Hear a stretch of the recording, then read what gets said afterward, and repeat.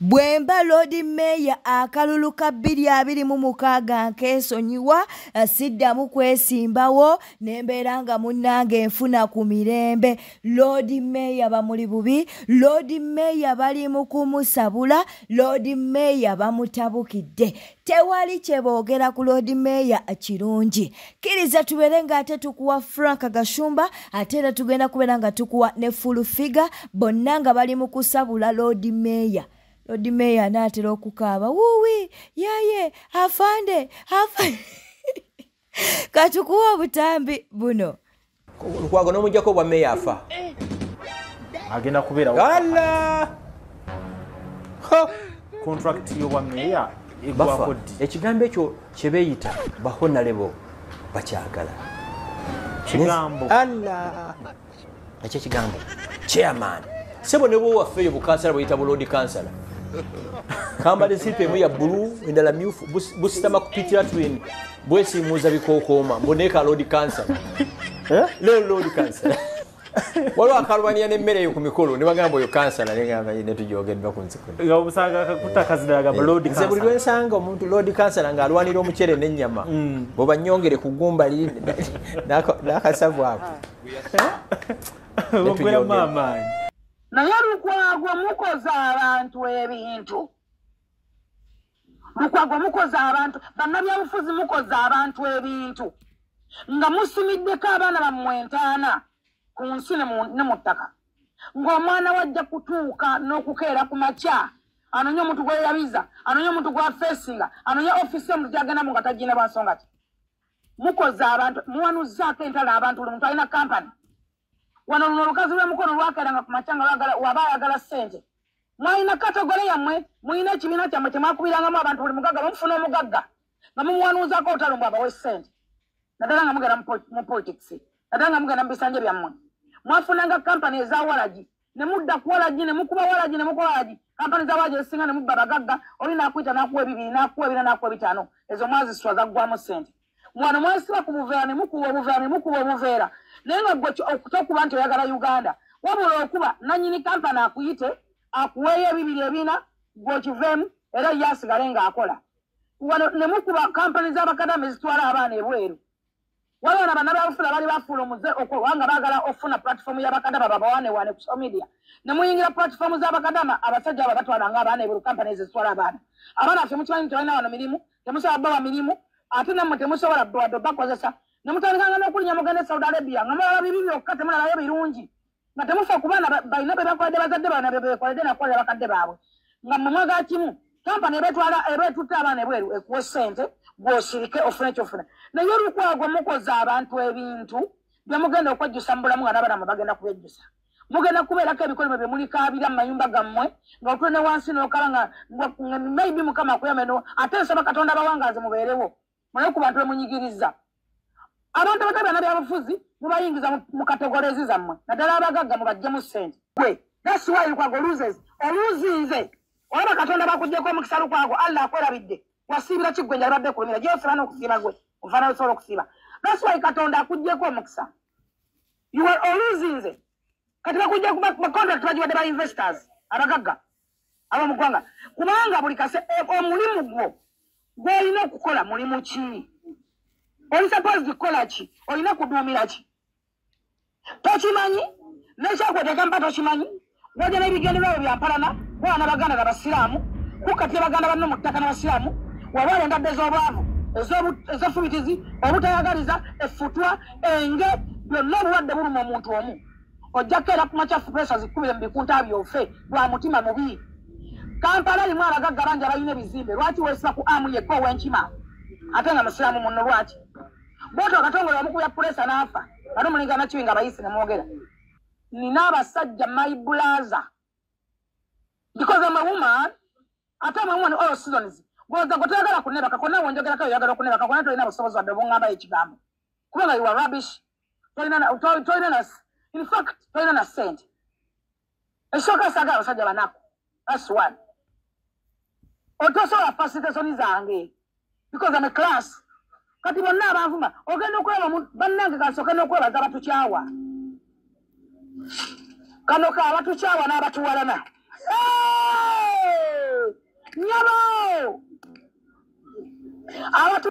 mbabuzaako abatukyala nammwe kababuzeeko obadde okimanyi nti omuntu akukyawa nakuyamba buyambi waliwo omuntu akukyawa kati omuntu nga si amu nga si musumbalozi asujingo nga si Suzani Makula nga toli mukatogeza ba Natasha toli mukatogeza Jeno Muwozi Kanerugaba toli mukatogeza za Jeno Sale Musale those are my friends what I'm talking njogera no ku mikwano gyange toli mulevo gya Jeno Damulira toli mulevo mbadde nkwagaza ki oba ngamba tuli kusula motozi ndozo ziwulira omuntu nga toli sula motozi nkwagaza ki katuddukeko ku TikTok kubanga omuliro gwakutte dda olutalo wakati wa Shira Price Kosa ne Senga Acid munnange lwalanze dda ebintu byawanvuye dda kyebali mu kukola Shira Price munnange kikambwe bamwabiza bulijjo twebuuza Senga Acid olugamba alujjawa kumbe mbwebisinga obungi Shira Price yabadde ng'abimuwa amujjukira akatambi akafuluma aka Shakibu Ba Wazari mbu munnange Shira Price yakawa Senga Acid ate munnange n'ebya Shira Gashumba mbu munnange beeyagala ne sipiika mbu era byatandikira wa Shira Price katubeere nga tukuwa obutambi buno obyewulirireko ku TikTok omuliro Jimpa njitekewa Shira Gashumba yazina deputy speaker abantu ne Senga togenda kudeno Senga deputy speaker when the actual people but ya was Shira badde nkusaba deputy speaker otegedde eyagenda akwogerako mbwazina Bashe abera yekonza wanonga yefulafula omulungi ennyo mu buli bantu buli omu yebale mutegeera yagamba eyo gundi nno yagikola what of umra mulungi kansirike no sirika how could we have known nti Shira Price yagamba Senga Acid nti deputy speaker yazina Shira Gashumba by the way tetwali kitegedde ham tetwali kitegedde bannange this is good information badiyale Shira Gashumba omwana yakitwala mu parliament ekigambo n'akiwa deputy speaker naye sister waffe Shira ngamba Shira Gashumba mukyala nange ntwalako mu parliament embozi nawe kiveeko embozi nange nga yandeetera ebizibu embozi gireke Senga yamugobya atumawa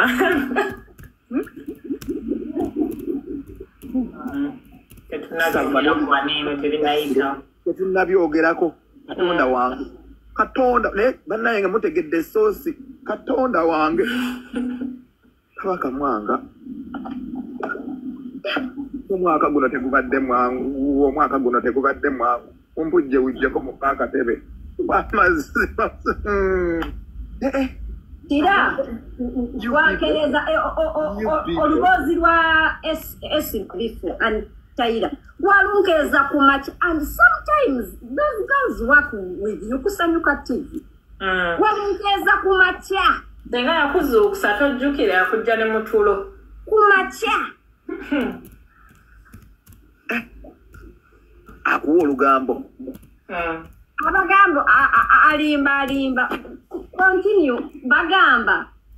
a stupid fly followed the corpse to the grave my dear since simala gogera oyagambye alimba international model madensa bomunkoleko nga bekyogera agende eri alunonye eri mumuleke ate fake account alina one follow ewayereka Shira Price Senga Shira said she gave you fake news to tell people kasita yakola kiye yazikuwa I like that so that would be for two reasons. One, to put those people down. Two, okuba wairiza era that's not me. Two, maybe she wanted to discredit me.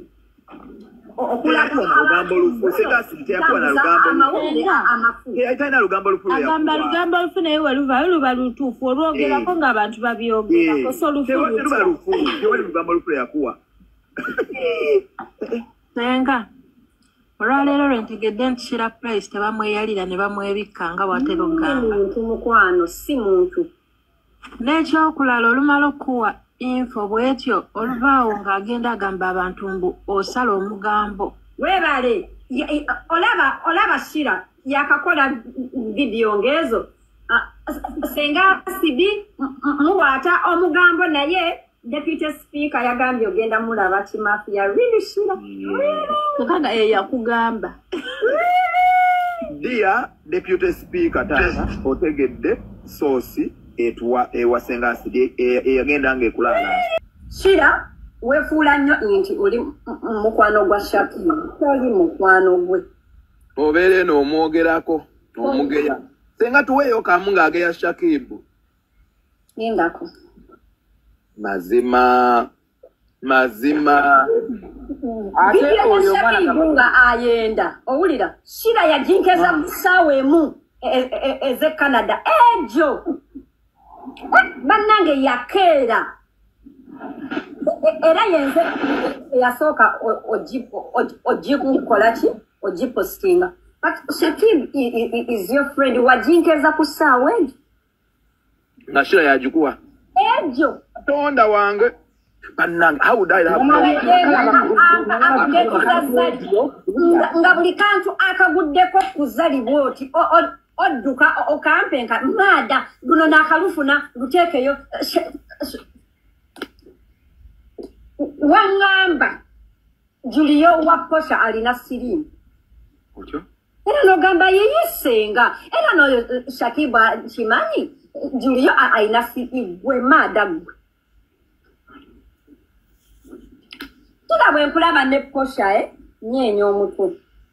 ng'ali efudde kyaliwe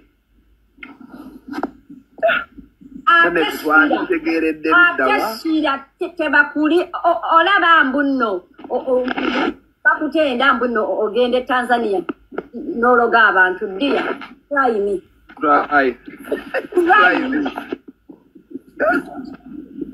tulayini oliraba birungi wali wagambye nti gundi wa Julia kosha wa Julio how would I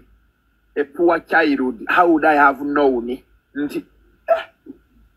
bannai twantegedde tutya nti Shakibu azina singa Shira Price teyajja kwandibadde era wajja nongamba gwe mulaba Shakibu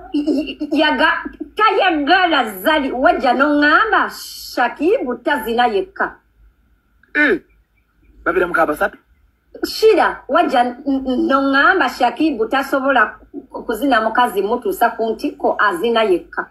tazina yekka abera ko omusajja mulala amuyambako kabasatu gwe mwennyini wakalabirawa aponda wange abana walabako video gyebakabuuza mu interview nti twakolereko ne Shakibu ne kagamba oli malaya naawe what she has no respect how would we have known malaya naawe ningamba omuwala ng'amanyiira pressure how would we have known in Shakibu tasobola kuzina kutuuka ku ntiko yeetaagako kiyambi kyaliwa amuyambako wagamba hamu azina bwabasatu hamu bannange kumbe ne Shakibu annange Shakibu bwe tweyongerayo munnange Frank Gashumba avuddeyo n'abeera ng'ate yagamba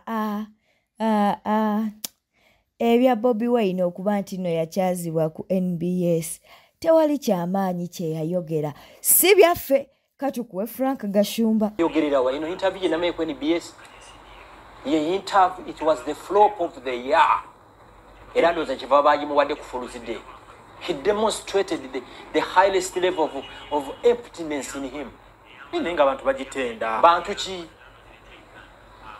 Bantu ki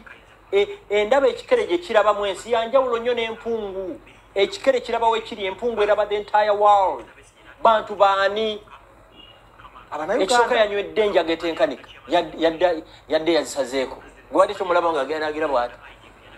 Just yabadde strategy. I can confess. Najirabye for 1 hour and a half nenjivaako. Wala bi interview about. Nengamba omugole let's go and sleep. Wajirabye ko 1 hour and a half. Rubbish. Njagalamu lwaki bamuwadde exclusive. Njala mumumpere Nsereko, Muhammad Nsereko mujibawe babiri. Lwaki bajibawe babiri nga wano yabadde azze ku addressing. Kiki kye yayogedde? Kiki njagala ondageyo lupapula nti oba New Vision oba Monitor oba Bukedde nti lwagi wandiseeko. Kiki ate katutuukidde olwaleero baawula media za gavumenti ku z'abantu nga ntono. Lujja njagala ombuli Kyagulanyi teyayogedde ki. Kate ne nkubule n'ekirala njabye NBS bamuwadde n'ebibuuzo in advance. Ebibuuzo bye bamubuuziza. Kyova olaba Kungwe yadde ava ku bibuuzo ng'agamba nti ate bino biki byombuuza ng'avudde ku script bamuwadde ebibuuzo 2 days before. Bye babadde bamubuuza. Eyo diru ya blockingiddwa omuwala mukwano gwagwe bayita Dora. Abeera wuyo. Akola ku NBS. Kyagulanyi bamuwadde ebibuuzo 2 days before. Kyova olaba Kungwe yadde ava ku bibuuzo ku script nga mbuuza ate biki byombuuza. Kwongera ekirala Lubongo yabadde mu studio. Yagenze naye. Lubongo yabadde mu studio nga yagaidinga na interview. Which is okay. No! Nze wanani agigaidinga eyange. Sagala comparinga Yoweri kubanga comparinga Yoweri Museveni ne Kyagulanyi it's an insult. Bwete tambudde obadde mulabi mulungi wala kwekumira ku Newspark channel katukusaba oberenga o likinga o subscribinga kw'ossa n'okuleka obubaka bwawo mu comment section. Abagenda mu kyakyo olunaku olwaleero atubaagaliza sabbiiti ennungi atubaagaliza okusinza okulungi beera bulungi weeraba.